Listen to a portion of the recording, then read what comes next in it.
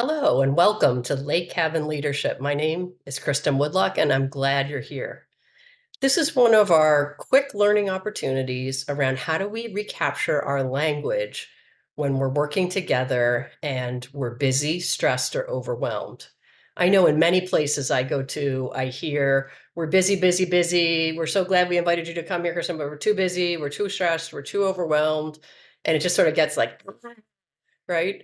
So what we're going to try to do today is a little bit of a mashup between Dr. Brené Brown, the amazing Dr. Brené Brown, and her work, Atlas of the Heart, where she really tried to define and get granular and get actionable about language and emotion, and a little bit from Kristen Woodlock added in around busy. So let's jump in. So busy is something I want you to be.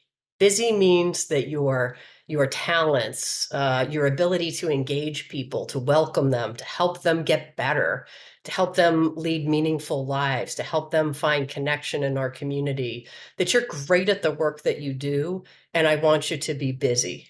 But busy is a healthy level, right? So we want to be busy, and that's good, and that's what we're aiming for. If you're not busy, then I want you to be able to tell me that so that we can restructure, rethink how you're doing your job, or how we as a group are looking at doing our work so that we can make sure we're in that zone. So busy is good. Stressed, invariably in the work that we do, you cannot engineer stress out of the work that we do, try as we might, right? So we're always going to have stress. The important part, though, of having a team have a shared definition of stress is so we know what to do, we know how to react. So I like to say to organizations, think about stressed as being an opportunity where I need some help. I need people to push into my area of the work or potentially take some things off of my plate. So we need to have a quick huddle to figure out sort of where is the stress coming from? What can we do to help somebody get through that? So, for instance, if I happen to be in intake one day and our usual range or is somewhere between, 5 on a slower day to maybe 10 on a more active day, that's what we're planning for. That would be busy. But what ends up actually happening on Tuesday is we have 25 people show up over the course of 2 hours. That would be stressed. And so that's I'm gonna get on the horn and say I'm stressed. People are gonna know that's a code word to say, what can I do? How can we, I had some cancellations. How can I take some of those individuals? Can we talk to people and maybe see what their immediate needs are and reschedule them? But we push in, we form a team, and together we're able to handle the stress that comes our way inevitably again in the work that we do. And while you're giving of your time and talent today, you may be on the receiving end the next day. So this sort of helps build some cohesion and really sense of shared purpose amongst our team. So that's what stressed is.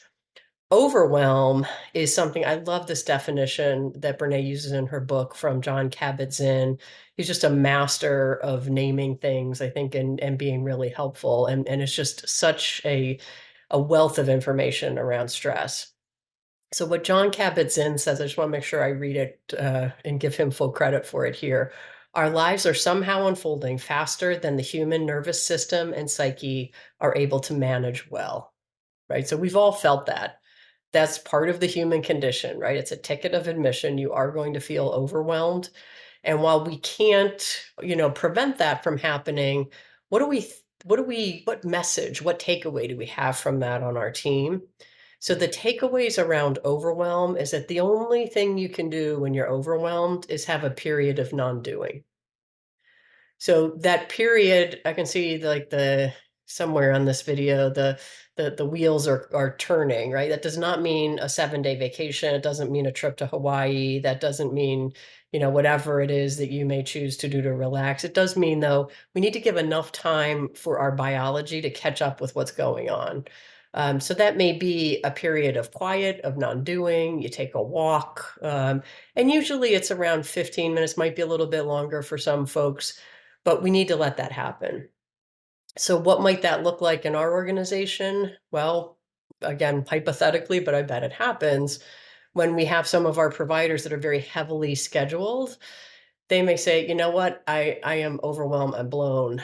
So that's a cue to us as a team to pitch in to say, you know what, Dr. Smith, nurse, therapist, whomever it is, peer, why don't you take a break for a minute? I'll cover the next person. We'll talk stuff through. We'll pull you back into the lineup when you're ready.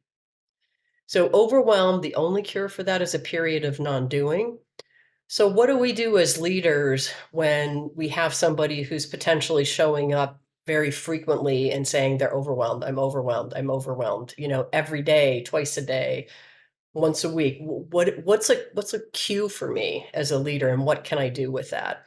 So when somebody's saying to me they're overwhelmed, I want to think about two things. First, I look inward and look at the work that we've set up for that person and want to ask myself, have we really achieved that equilibrium with busy, or have we created or structured a job that just is not tenable?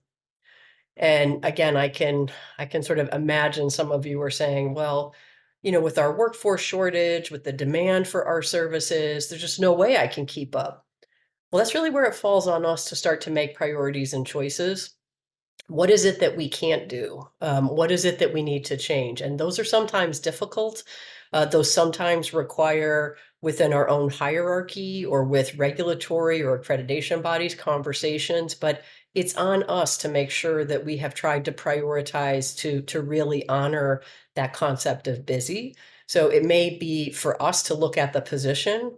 It may also be a conversation on the other side of that, that we really want to reach out to try to support our team member, right? And I know you've had a lot going on at home. I know you've had a lot going on at work. Maybe you're also going to school. Maybe you have young kids, whatever that might be, and what might be helpful for you so that you can really look at feeling good about your work and not feeling overwhelmed. And it might be an EAP referral. It might be some PTO. But just really engaging with the person around what can help them get back on their feet and be able to do that job that just hits it out of the park and changes lives. So give it a try, talk to your team about it, think about how you might use it, and let me know how it goes. Thanks for visiting Lake Cabin Leadership.